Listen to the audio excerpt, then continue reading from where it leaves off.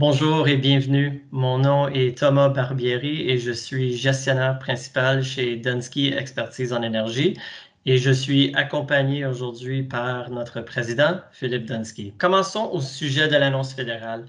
Le gouvernement a annoncé un plan de croissance comprenant un investissement de 10 milliards de dollars dans les infrastructures dans 5 secteurs clés. Qu'est-ce qui t'allume dans les détails de Euh, Qu'est-ce qui m'allume dans cette annonce? C'est d'abord et avant tout l'ampleur de l'annonce. On comprend, le gouvernement fédéral a annoncé 10 milliards en infrastructure, mais ce qu'il faut surtout voir, c'est la majeure partie de ces 10 milliards-là sont destinés à la transition énergétique. C'est de mémoire la première fois que je vois autant d'efforts, autant d'importance accordée à la transition énergétique lorsqu'il s'agit non pas de politique ou de mesures réglementaires, mais là, d'investissement. 6 milliards pleinement.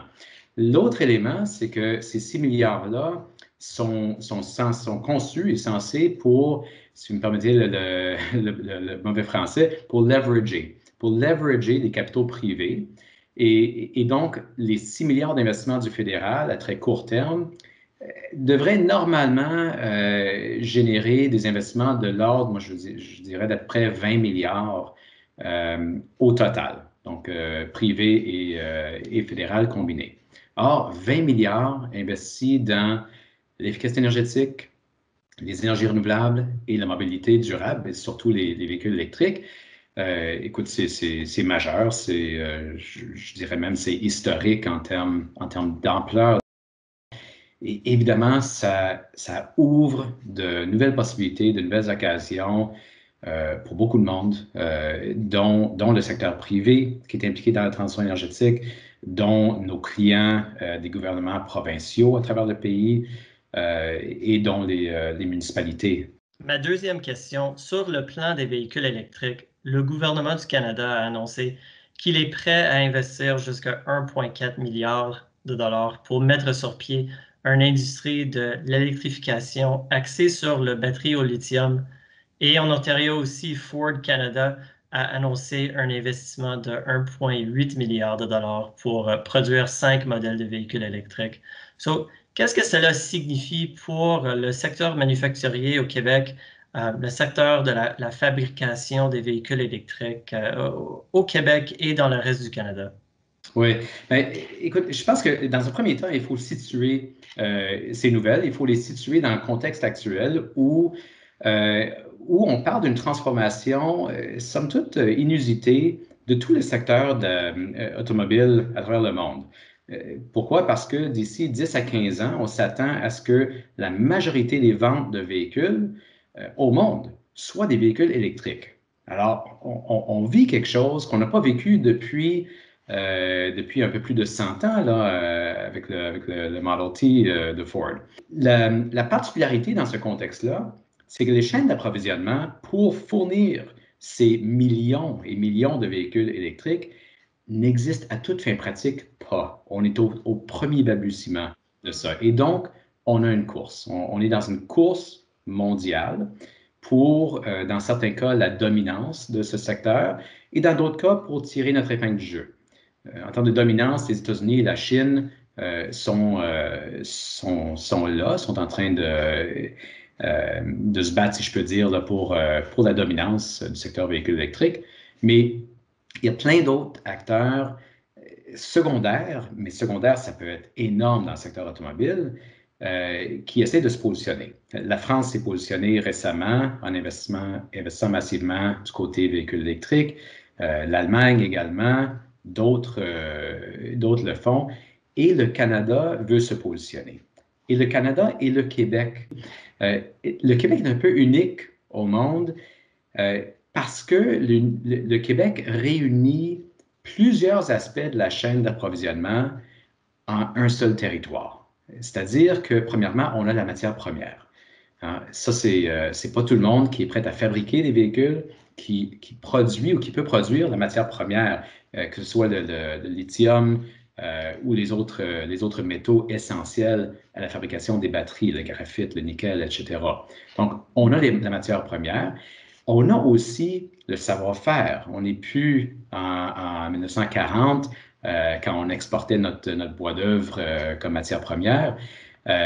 Aujourd'hui, on a le savoir pour pouvoir transformer le minerai.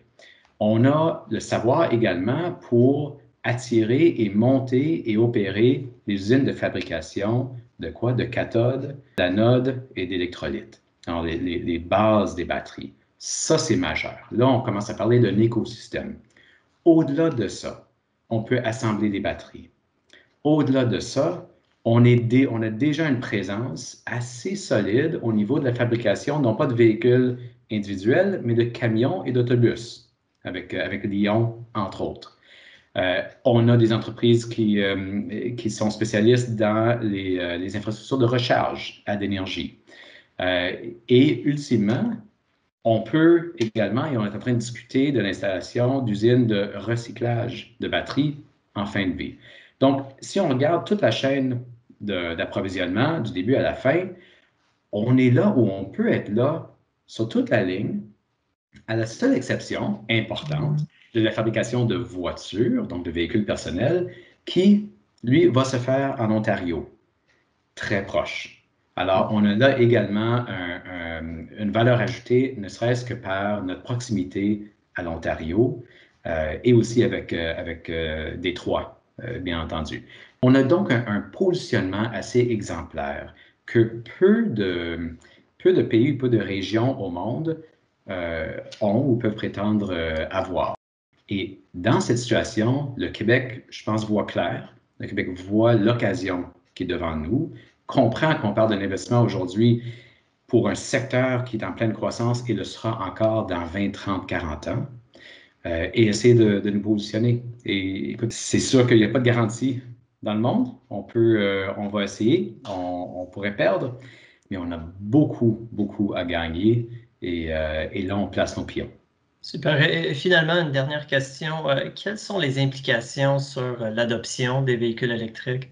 C'est une très bonne question. Il n'y a pas d'impact direct sur l'adoption de véhicules électriques. Par contre, ce que ça signifie, si le Canada, et là je dis bien le Canada, donc Québec et Ontario et les autres provinces, si le Canada commence à avoir suffisamment d'emplois, suffisamment d'activité économique qui est basée sur cette industrie de fabrication de véhicules électriques, je pense qu'on va voir le discours et peut-être la partisanerie, si je peux dire, de la chose commencer à dissiper et à disparaître éventuellement.